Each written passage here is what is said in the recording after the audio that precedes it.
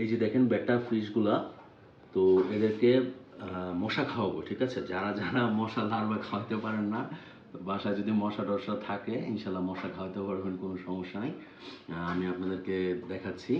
তো এই যে দেখেন এই কতগুলা মশা, এগুলো মারলাম, ঠিক আছে?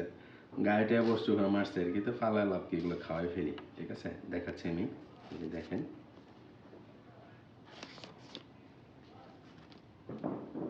এই যে মশাটা দিলাম,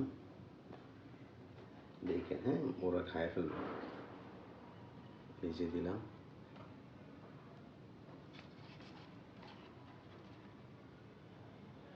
এই যে এই যে দেখছেন একটা ধরছে, এই যে একটা খায় ফেলছে, ঠিক আছে? এই যে ও দেখলে ও খাবে, এই যে দেখছেন খায় ফেলছে, মাশাআল্লাহ। এই যে এবার এটাকে দিচ্ছি, দেখা যাক ও কি করে। এই যে ও খায় ফেলছে, হ্যাঁ।